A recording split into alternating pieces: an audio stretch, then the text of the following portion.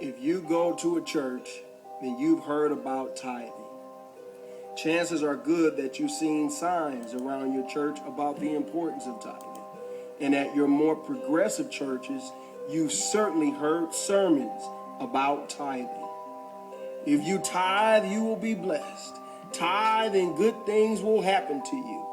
If you don't tithe, don't expect anything good to happen to you.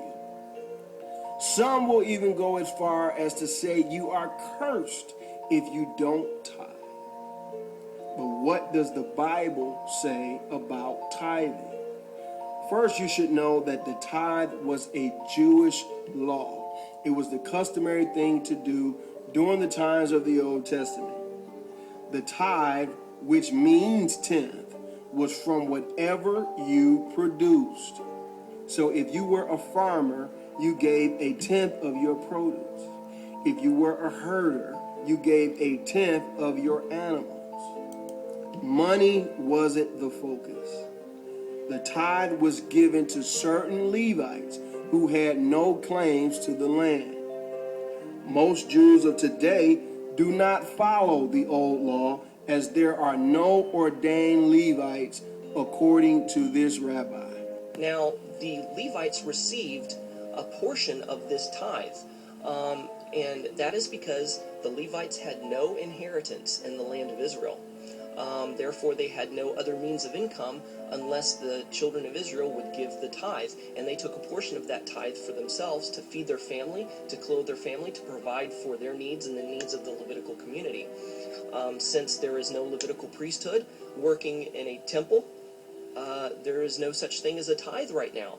Now, once the third temple is rebuilt, and let's say we move back to the land of Israel, then you can start worrying about giving a tithe and working out all the things that a tithe is.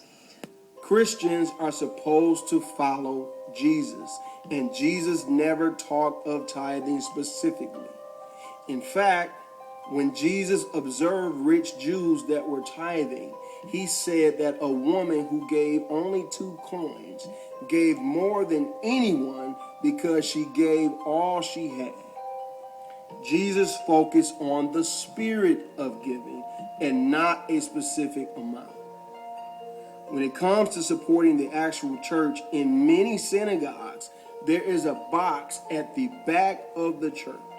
If anyone wants to give to the church specifically, they can do so by dropping whatever amount that's in their heart in the box.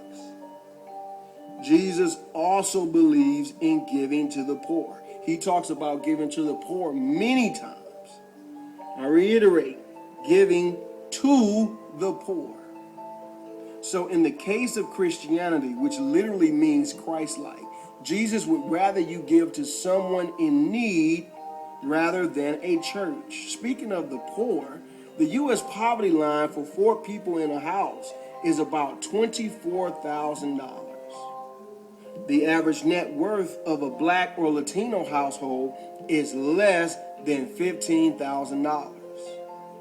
I would estimate that for Black and Latino Christians, more than half of the people who attend churches are below the poverty line.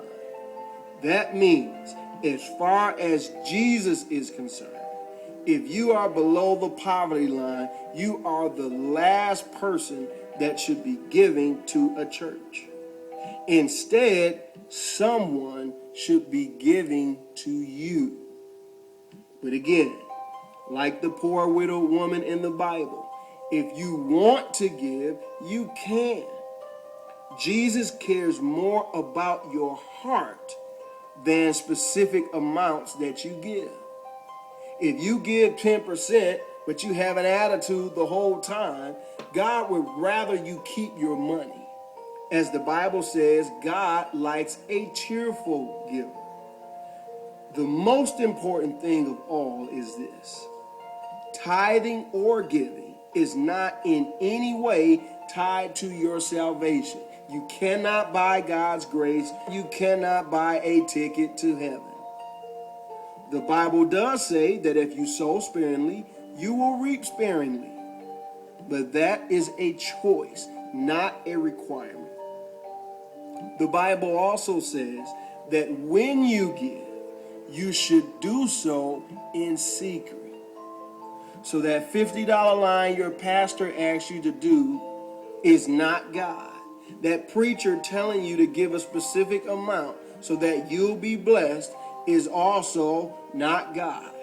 The vlog that you did where you talked about giving $20,000 to victims of Hurricane Harvey is not God. Everything that I told you is in the Bible. Read it for yourself. I challenge you to then take these findings to these preachers.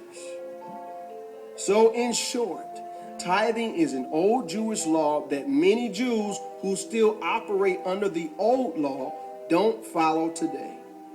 Christians who operate under Christ were also never required to tithe. Whatever church you attend is supposed to survive on donations freely given from members or even non-members.